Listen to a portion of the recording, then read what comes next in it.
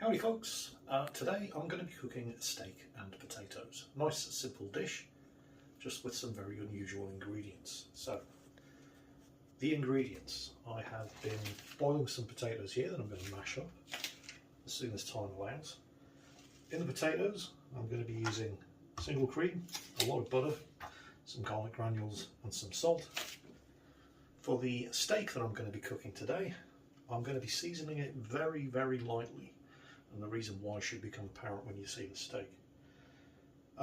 Basically just with salt and some garlic granules and also some pepper, and that'll be it. I'm going to be cooking it in avocado oil, which is great because it has such a high burning temperature, 500 degrees Fahrenheit, so you can have your pan as hot as you like and the oil won't burn.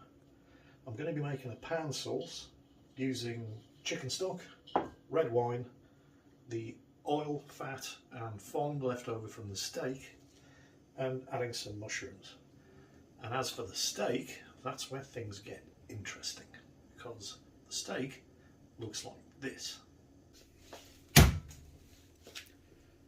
That is a Japanese A5 Wagyu A5 steak. That cost £93, or about $130. I have never eaten Wagyu beef before, and you can tell that it's Wagyu just by looking at it from the marbling. The fat content in one of these steaks is off the charts, and apparently once it's cooked it's like steak butter. Actually, hold the thought, I was going to be using avocado oil for all the reasons that I mentioned, but I just remembered something I saw on YouTube somewhere. I can't remember who it was. So I've trimmed off some of the fat from the steak. Look at that. That is, oh, well, this is going to be good. I mean, it better be good. It's a £93 steak. 400 grams of grade A5 Japanese Wagyu. So I'm basically just going to oil the pan in the steak itself. Medium-high heat on the pan.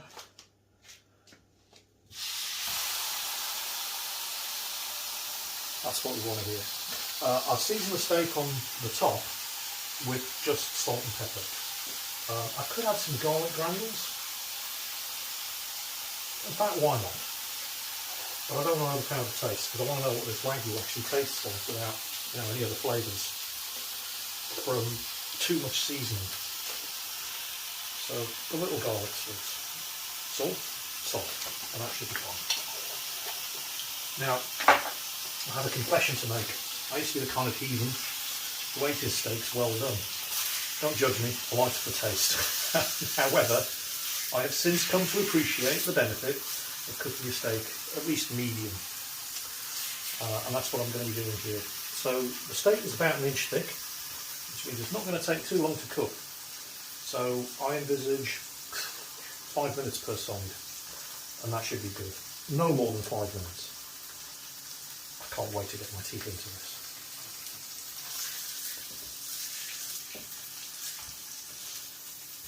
It's amazing that the pan just did not need to be oiled, because there's so much fat all throughout a Wagyu strip loin that it generates its own juices. I will of course be using, once the steak's been cooked, I'll set it aside to rest, and then I'll get cracking with the pan sauce. And in fact, while that's cooking on one side, I'm going to make a start on the mashed potatoes. Okay, the potatoes were steamed until you could insert a fork with zero resistance, which makes it so much easier to mash them up. By the time these potatoes are done, I should be able to mash them with a whisk. What I'm going to have to do right now, while they're still hot, put some butter in there. All of that. Just want to quickly check on the steak. Yeah, and all of that's known as fond. I'm going to deglaze that, and that's going to form the base of the pan sauce. Another couple of minutes and that'll be ready to serve. Just move on. Back to the mashed potatoes. And the fun part, mashing in the butter.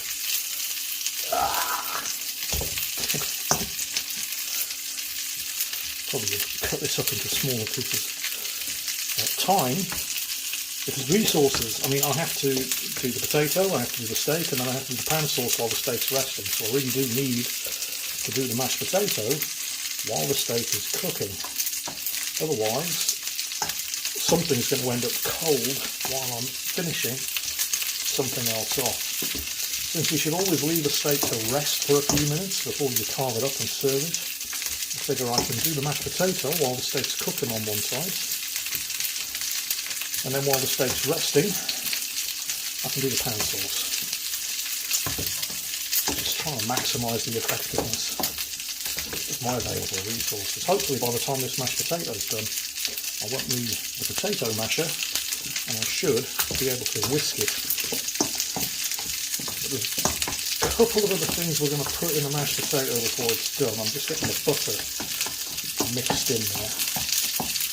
That should be enough. So we're going to need some salt.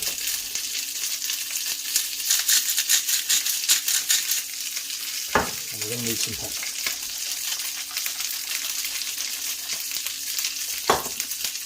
Mash that in.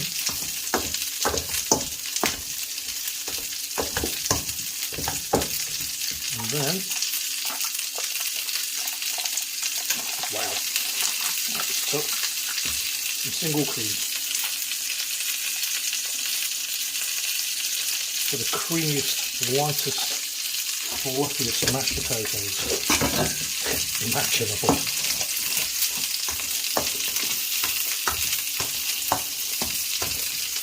Oh, they're going to be good. And I think the steak is ready to flip.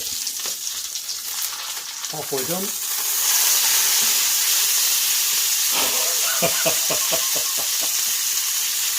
That is going to be good.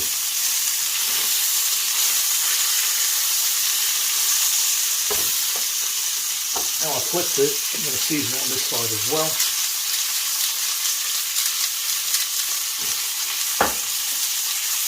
A little bit of salt, a little bit of pepper, no more than that. Did that the same amount of time on the other side, and then it's time to find my whisk.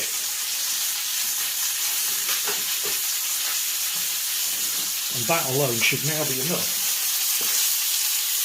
to finish mashing up the potatoes. Yep. If you can mash the potatoes with a whisk, you know they're good. They're ready. Whoops. Don't worry. I'll edit that bit out. Okay. The steak's done. It's cooked all through. I'm going to put that to one side to rest.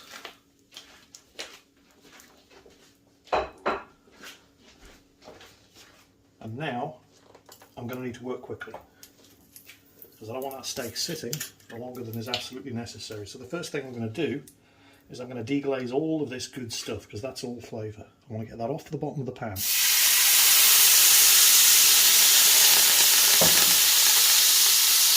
Red wine.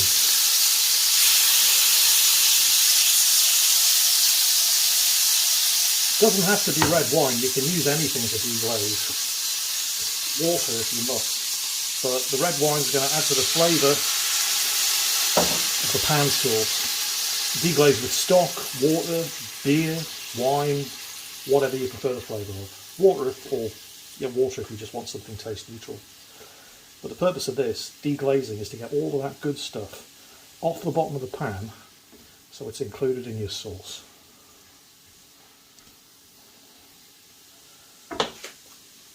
We'll add some chicken stock.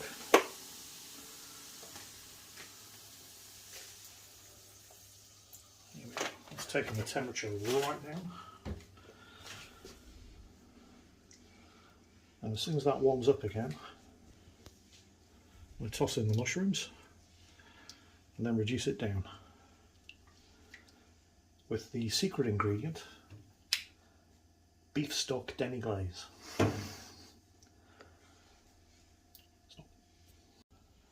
Okay, this is how the pan sauce is looking after the addition of the chicken stock and the beef stock demi-glaze. Before that starts reducing down, I want to add the mushrooms. Now the mushrooms are going to absorb a lot of that moisture, and that's fine. It is only one 400 gram steak after all. Actually probably closer to 350 after I've trimmed the fat off and used it to grease the pan. The steak has rested. I've washed my hands. Now for the moment of truth. Oh my!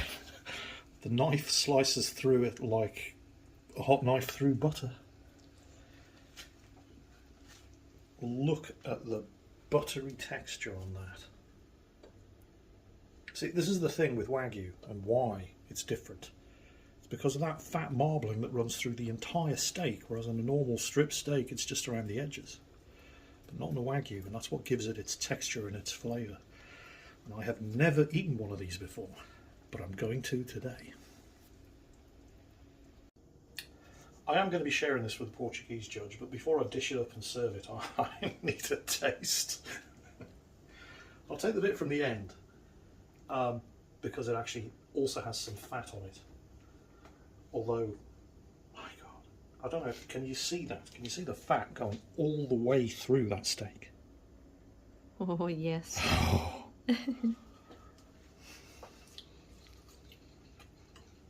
Oh my God. That is like nothing I have ever tasted.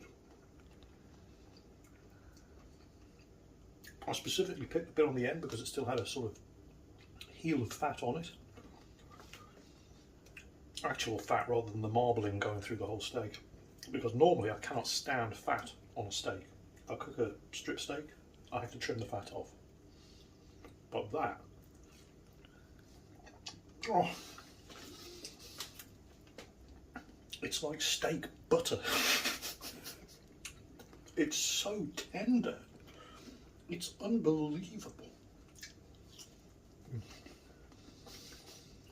Yeah, I can see why they charge so much money for this. I don't think it's worth $130. I'll be quite happy to stick to my strip steak and ribeye in the future. But I can see why they charge as much as they do. Oh, my God. Oh, that is unbelievable. Right, let's get it plated up with the pan sauce and the mashed potatoes. Can I have them? No. I have to be good. Save some for other people. Okay, it's not just the steak, although, well, it may as well be, but it's also about the mashed potatoes. And the pan sauce with the mushrooms, which was done with red wine, beef demi-glaze, and what was the other ingredient? Oh yeah, fresh cream and chicken stock. I knew I'd get there eventually. Let's give this a go. I do love creamy mashed potato. Because while I would quite happily just eat the steak, I kind of need something else. So there it is. Wagyu A5 strip loin steak. Risa, point the camera at the thing I'm talking about.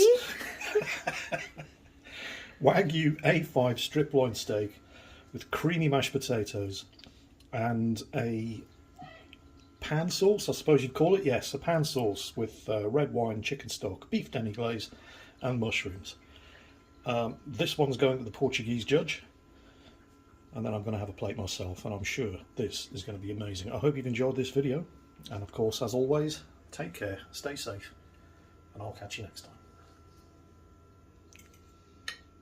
I was just making sure if you were going to eat more of my plate.